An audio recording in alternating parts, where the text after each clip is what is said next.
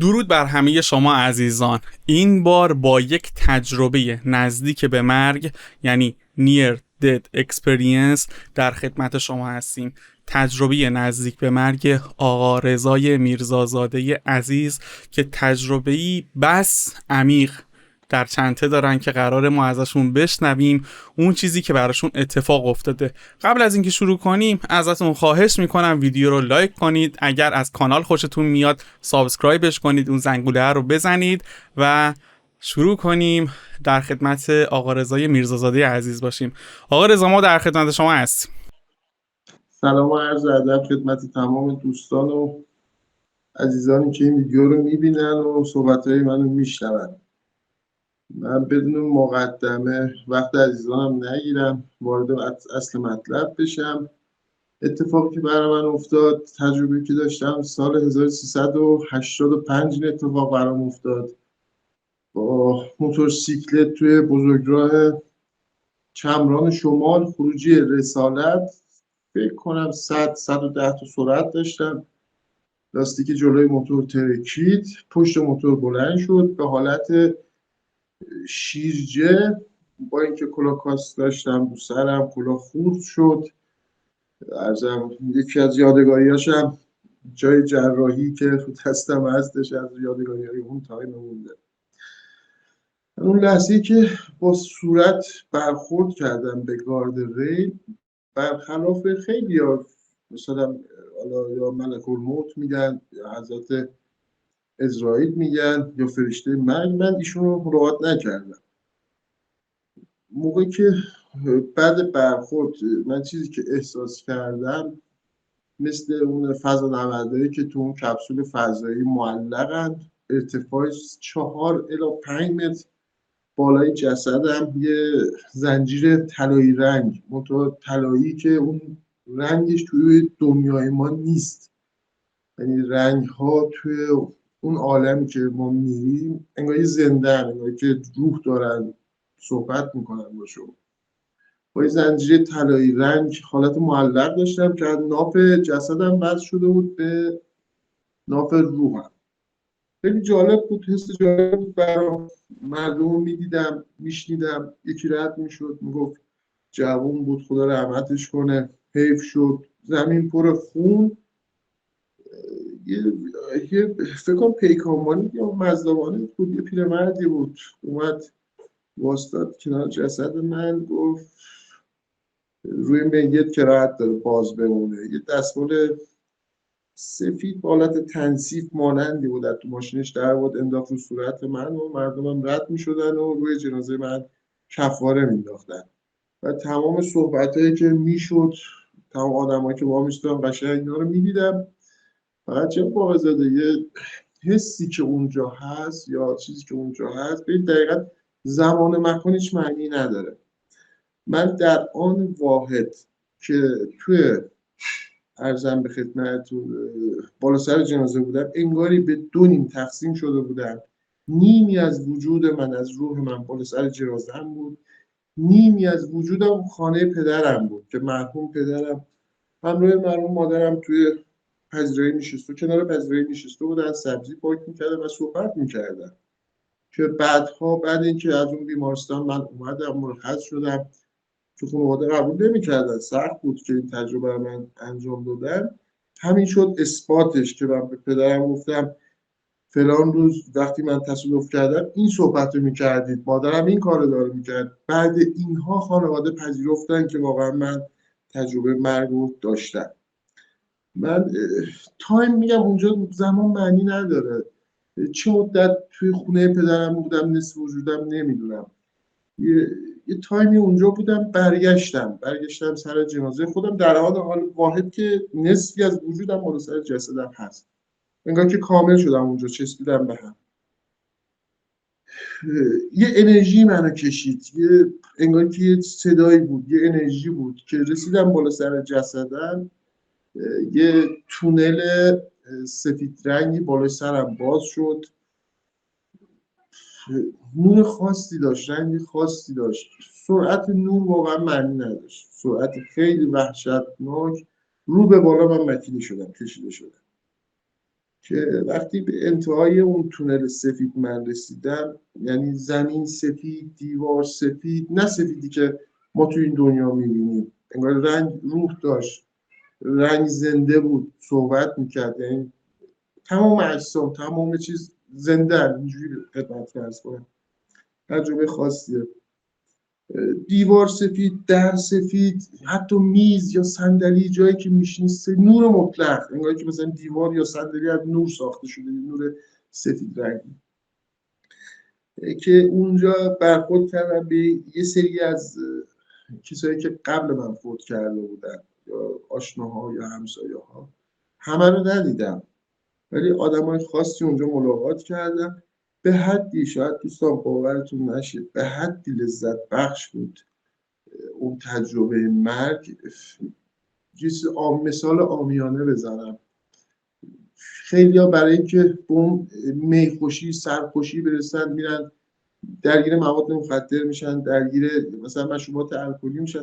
مستی که اون لحظه داشت، شاید بهترین مشروبات دنیا، نمیشه اون مستی رو پیدا کرد. که برای من انقدر جذاب بود، اونجا به من گفتن وقتش نیست، باید برگردی. من نمیومدم، قبول نمیکردم. شاید باورتون نشه، خدا رو قسم جلاله میدادم، میگفتم خدایا به جلال و جبروتت قسم منو برنگردون. که من راضی نشدم. کار به جایی رسید که حالا نمیدونم، شاید خیلی باورشون نشه یا بگن دروغ میگه، برام مهم نیست، چیزی که دیدم رو دارم خدمتتون عرض میکنم. که دیدن دیگه من راضی نمیشن، امام رضا اومد. امام رضا اومد و بغلش کردم، گریه کردم، گفتم دوست ندارم من برگردم. که با هم صحبت کرد، گفت الان وقتش نیست. برد دقیقا رفتیم به آینده. سنی که قراره بمیرم، به چه شکل کشته میشم، من نمیرم کشته میشم، کجا دفن میشم، ولی روز و ساعت و ماهش رو نمیدونم. سنی که این اتفاق میفته اینا رو دیدم. برد اینا رو نشون داد. عرضم به خدمت، اونجا من راضی شدم که برگردم به دنیا. ببینید فرق منی که یا امثال منی که تجربه مرگ میکنیم با شماهایی که این تجربه رو نهارید، الان شاید باورتون نشه، اون ملاقاتی که با امام رضا من داشتم، الان مشهد که وقتی میرم اون زیارتنامه رو که میخونم میگم السلام علیک یا ایها الامام الرؤوف، ببخشید،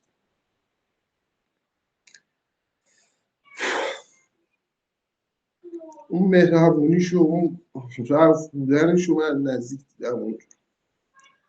یعنی اون سلامی که میدم کلمه نیست، اونو درک کردم. این که من راضی شدم برگشتم و برگشتنم به جسدم همانا. من تا سال 90 درگیر، همین الان هم ترکیشش هست تو زندگی، درگیر خیلی از مسائل شدم. تا 5 سال قطعات جدید بهسرا نمیتونستم برم، قصالخونه نمیتونستم برم.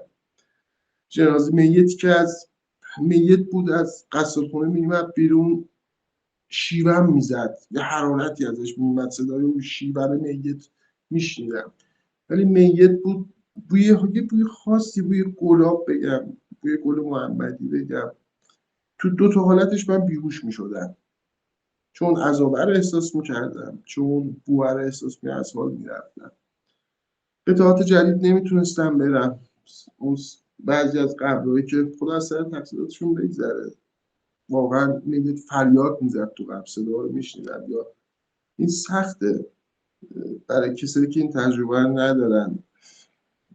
عرضم به خدمت، پیش خیلی از مراجع رفتم، گفتم من نمیخوام ببینم، نمیخوام بشنوم، نمیخوام این چیزها رو بدونم. خیلی سالا روزای سختی پشت سر گذاشتم. مثال یکی از سختیاش اینه که دوستان، هنوزم هست که همین 10 روز 15 روز پیش اتفاق افتاد. مثال عزیزی رو میخوام از دست بدم، خودم من چیز بدی نیست، چیز خوبیه، تجربه که خودم داشتم، ولی اون غم فراق دوری 3 روز قبلش متوجه میشم، تو این 3 روز یکی از دوستان یا همسایه های کسی که میشناسم قراره ترک کنه این دنیا. اون فکر، اون استرس، اون چیز که خدایا این کیه، آیا برادرمه، خواهرمه، پسرعمومه، همسایه، دوست، عذابش اینه. اینا رو من چشم باز شد، اینا رو دیدم، عرضم به خدمت. تا سال 90 داستان ادامه داشت. خیلی سخته، شاید باورتون نشه وقتی وارد قبرستون میشی میگی السلام علیک یا اهل القبور، وقتی جواب سلام میشنوی، اونم صدایی که به نفر تعداد زیاد جواب میدن، یه ذره هضم دنیایش سخته، خیلی سخت، آزاردهنده است. که بماند به یه سری مسائل متافیزیک و از مسائل دیگر چشم باز شد. یه همچین تجربه داشتم، عرضم به خدمت. سال 90 آشنا شدم با یه آدم خب خوبی، پاکی، به نام حاج محمد، از بچه‌های خوب مولوی. اینا هم دل سوخته بودن، اینا هم اهل کمک کردن به مردم بودن. ما رفتیم قاطی اینا که بعدها متوجه شدیم حاج محمد 8-9 نفرن، اینا کارهای عرفانی انجام میدن. که ما هم رفتیم تو جلسات، بعد دیگه شروع کردم به آگاهانه به پرواز روح. آگاهانه دراز میکشیدیم، روزهای خاص با اجازه استاد میرفتیم بیمارستانهای خاص، آدمای خاص رو از طریق روحی اینا رو درمان میکرد. که اونم بود تا سال 93 حاج محمد در ارتباط بودم. عرضم به خدمتتون که متاسفانه دیگه ارتباطمون قطع شد و الانم نمیدونم حاج محمد هست نیست، به رحمت خدا رفته، در جریانش نیستم.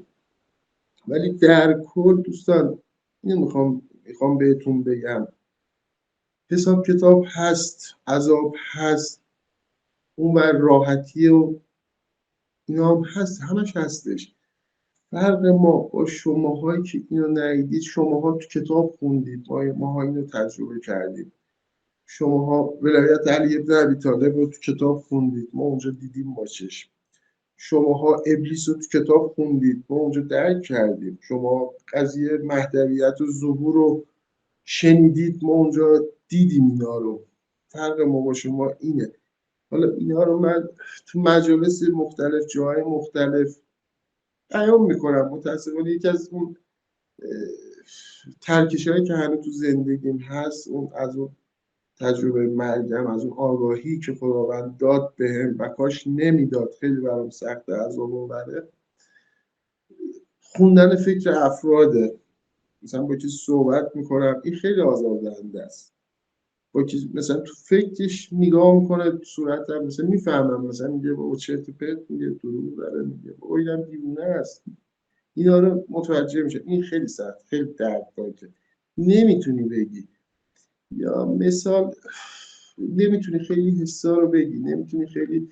وقتی شما فوت میکنی برمیگردی، دنیا رو شکل دیگه میبینی، اون جذابیتش رو از دست میده. واقعا معنی اون شعر رو متوجه میشی که میگه، یه شعر خیلی معروفی هم هست اگه به ذهنم بیاد، میگه من ز باغ ملکوتم نیم از عالم خاک، چند روزی قفسی ساختم از بدنم. در کل خب من شروع کنم دوستان. در کل شاید یه انجمنی از خیلیاتون بدونید توی امریکا یا کشور دیگه هم هستن، بالای 100,000 نفر تا حالا شناسایی شده که امثال من این تجربه رو کردن، این تجربه رو داشتن، که 99% اون هم تقریبا یه تجربه رو داشتیم. خواهشی که میکنم واقعا برادرانه، واقعا دنیا ارزش نداره بخوایم بدی کنیم، دنیا ارزش نداره بخوایم سمت مسائل خیلی پوچ بریم. یعنی اون فرصتی که ماها متاسفانه خودمون دست کم میگیریم. یا الان مثال توی دنیا، شما ترسوترین بزدلترین آدم هم شما پیدا کنی، اون آدم خیلی شجاعیه. میدونید چرا؟ چون توی عالم زر وقتی اون روح میاد اینو نشون میدن بهش، میگن شما تو دنیا بری این اتفاقات میفته، مرگ داری، فقر، جنگ، فلان، اینو شما میبینی و آگاهانه قبول میکنی میای تو این دنیا. خیلی سخته نه توضیح دادن یه سری مسائل، یه سری چیزایی که اتفاق میفته، یه سری چیزایی که میبینید، یا وقتی این خیلی مثل من این اتفاق براشون افتاده، زندگیشون متحول شده، خیلی ها به گمراهی کشیده شدن. یعنی شما وقتی این اتفاق میفته، خواه و ناخواه، بخواهید نخواهید، چشمت به متافیزیک باز میشه، چشمت به عالم موجودات غیر ارگانیک باز میشه. الان دقیقا اتاقی که من دارم صحبت میکنم، مرحوم مادرم تو این اتاق فوت کردن و علت فوت ایشون هم دقیقا الان 3 ماه ایشون فوت کردن. تو عرض 5 ماه 6 ماه درگیر بیماری سرطان شد. میدیدم اون موجودات غیر ارگانیک، اون موکلینی که می اومدن اون بیماری رو ایجاد میکردن، تا کاری از دستم بر نمیومد. خیلی سخت بود، خیلی دردناک بود برام، نمیتونم کاری انجام بدم. ولی خب متاسفانه اینو خانواده‌ام وقتی عنوان میکردم، یه سری یا باور میکردن و یه سری یا باور نمیکردن. حالا باز شما سوالی دارید من در خدمتتونم. خیلی ممنونم، خیلی کامل بودش. فقط یک سری سوالات برای من پیش اومده که من اونا رو لیست کردم و به ترتیب ازتون میپرسم. این که در رابطه با اینکه فرمودید من میدونم که کشته میشم، میخوام بدونم که آیا شما میدونید که چه کسی اقدام به قتل شما میکنه؟ من معذرت میخوام که اینجوری میپرسم. اون اون گروه یا اون سیستمی که این کار رو انجام میده، اون تایمی که این اتفاق میفته، من مسئول یه قسمتیم، نمیگم دولتی یا غیر دولتی، مسئول یه قسمتیم. اون سیستمی که این کار رو انجام میده، بله اون ظاهرم دیدم که کی و کجا و به چه شکل انجام میشه. الان هم میشناسینشون یا نه؟ الان در حال حاضر شناخت ندارید در رابطه باشون؟ ببین یه سری چیزا رو نمیتونیم ماها بگیم. چی میگن؟ آنکه را اسرار حق آموختن مهر کردن و دهانش دوختن. یعنی یه سری چیزا رو بخوایم فاش کنیم، من چگونه اینو توضیح بدم؟ اینو حتی با یه سوال شما رو با یه به شکل دیگه توضیح بدم. من 2 ماه پیش یکی از دوستان ماشین خرید، 2-3 ماه پیش یکی از دوستان ماشین خرید. عرضم به خدمت، من ماشین نگاه کردم، این صحنه ای که این ماشین قرار تصادف کنه من نابود بشه، این فیلم سینمایی جلوی چشم رد شد. گفتم فلانی ماشین رو بفروش بره، این ماشین نیست. میدونستم که این اتفاق 100% براش میفته، چون اون صحنه این فیلم رد شد، اینو دیدم. عرضم به خدمت و میدونستم، اشراف به اینم داشتم که این سر رو فاش کنم، تو اونو باید من بدم، که دلم طاقت نیاورد اونو گفتم. دقیقاً اون خسارت 300 میلیونی که قرار بود به اون بخوره، اون ماشین فروخت 300 میلیون رو من تو اون. درست. خب از این میگذریم. این که شما فرمودید در اون سمت امام رضا رو دیدید، میخوام از این بگید آیا چهره ایشون رو هم دیدید؟ آیا به صورت یک انسان دیدید ایشون رو؟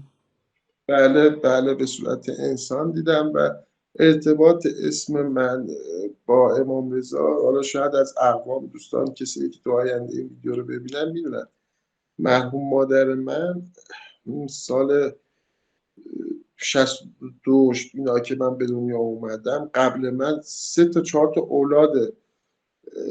اولاد پسرش به دنیا می اومد. مادر من از طریق یکی از اقوام ترس شده بود، اولاد پسرش یا سقط میشد یا به دنیا میومد، خود به خود کبود میشد، بچه میبردش که پسردار نمیشد. یعنی دختر سالم، پسر که به دنیا میومد، حالا بعد قبل 40 یا قبل چیز به دنیا اومدن، اون اولاد سقط میشد میافتاد. که امام رضا میاد تو خواب مادرم، 2 تا پسر بچه میده تو بغلش، میگه اینا میمونن دیگه، اینا نمیمیرن. که خدا بیامرز مادرم اسم منو رضا میذاره، اسم برادر کوچیکم غلام رضا میذاره. عجب.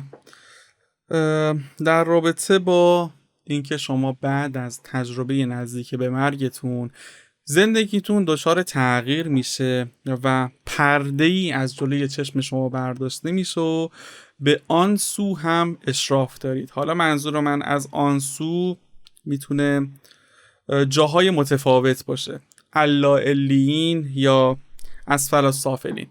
میخوام ببینم که به چه صورته، یعنی چی من میبینم. من چرا نمیبینم؟ منم دارم نگاه میکنم، چرا نمیتونم ببینم؟ ببینید ارادی نیست. من دقیقا روزی که خبر سقوط هلیکوپتر آیه رئیسیو دادن توی تلویزیون، خب من 8 ماه 9 ماه قبل به خانواده اعلام کردم، گفتم یه بزرگی تو ایران میمیره که برای رئیس جمهور اتفاق افتاد.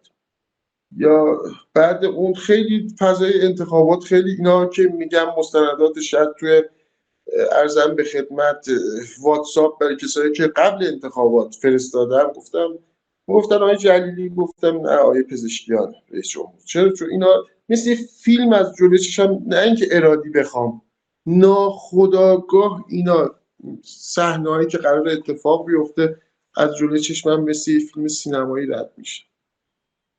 درست.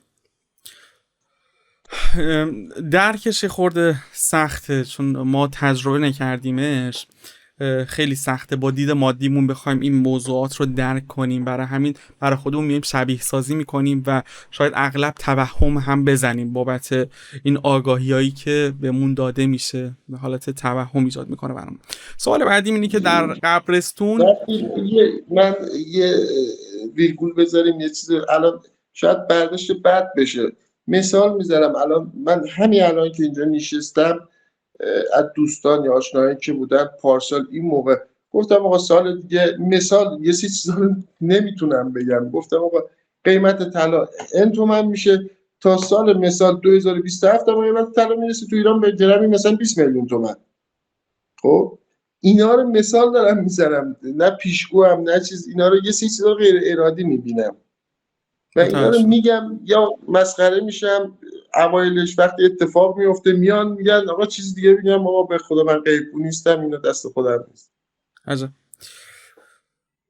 این قیمت طلا چند وقتی هم هستش که صحبتش داره میشه، حالا تا چند سال آینده احتمال زیاد معادن طلا تموم میشن، ته میکشه به اصطلاح خودمون و قیمت اطلاع طلا ندارم بالا چیزی. میکشه.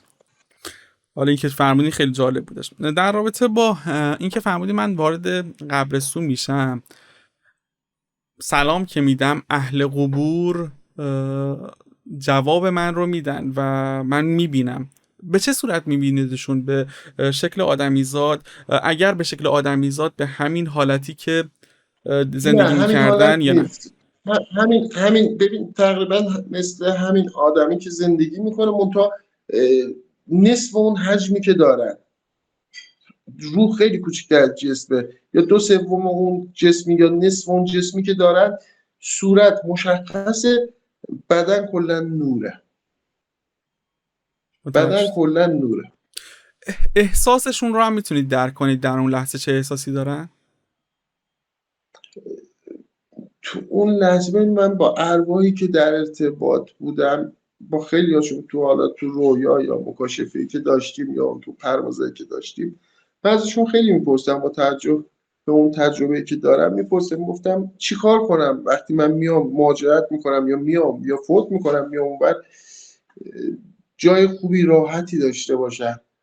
ببین چیزی که من از خیلی از ارواحینو شنیدم، گفتن دست مردم رو زیاد بگیر، به مردم خیلی خدمت کن، کمک کن، چه مالن چه جانن چه لسانن، یعنی خدمت به مردم کن. اینو من از اکثریت شنیدم. حتی با یک روحی توی یه چیزی که داشتم، رویایی که داشتم، روحی که از اقوام، خیلی ساده گفتم فلانی من خودم تجربه گر بودم، اومدم خیلی راحت صحبت میکنم وقتی یا تو رویا یا توی چیزی که من بودم، چیکار کنم عذاب اونجا چطوره، چیکار کنم. گفت میدونی یکی از عذابای اینجا شکلیه. گفتم نه. گفت فکر کن دقیقا خدا سر شده همینه. گفت فکر کن الان من توهین نمی‌کنم به اون مناطق، مثال میزنم که الان اون مناطق الان نیست، حالا اسم یه منطقه تهران گفت، حالا من اونو نمیدونم جای بود. گفت فکر کن الان شما ته حلبی آباد داری میشینی، یه عده میان کجا، مثلا فکر کن مثلا توی لویزان، توی لواسون، توی نیاوران دارن میشینن. این گفت عذاب اون حسرت عذابه. چرا من آدم خوبی نبودم که الان توی لواسون باشم؟ گفت بزرگترین عذاب اینه. عجب. خبری از آتیش نبود، حسرت بودش که عذاب بود. ولی چیزی که تو قبرستون دیدم و میشنیدم چرا عذاب قبر و آتیش بودش. عجب. نمیدونم در رابطه با خود تجربه وقتی رفتید اون سمت، یعنی اون بله. تونل رو رد کرد، اصلا در رابطه تونل میشه بیشتر توضیح بدید؟ از تونل به بعد رو یک بار دیگه میشه مفصلتر توضیح بدید، چون خیلی خلاصه احساس ببین میکنم کردید. خیلی، چون بخوام توضیح بدم خیلی طول درازه. ببین وقتی من نیمی از وجودم تو خونه پدرم بود، نیمی بالا سر جنازم بود، یه نیروی جاذبه منو کشید، منو یکی کرد. یعنی فکر کن من دوتا شدم، منو جذب کرد، یکی کرد. که وقتی یکی شدم اون قدرت، یه تونلی بالا سرم باز شد، تونل سفید رنگی بود، ارزم که دقیقا بالا سرم، شب به قطر 4 متر 5 متر همچین چیزی باز شد بالا سرم. یه مثل جاذبه یا مثل جارو برقی بگم، سرعت خیلی وحشتناک، یعنی چیزی که اصلا با دنیای مادی نمیتونی مقایسه کنی. که احساس کنم به یه بعد دیگه رفتم، به یه عالمی رفتم که همه چیز نور بود، دیوار نور بود، در نور بود، سفید. منتها نه این سفیدی که شما میبینید، اون رنگ دیوار جون داشت، انگار که داره باید اون رنگ صحبت میکنه، اون نور داره باید صحبت، نور مطلق.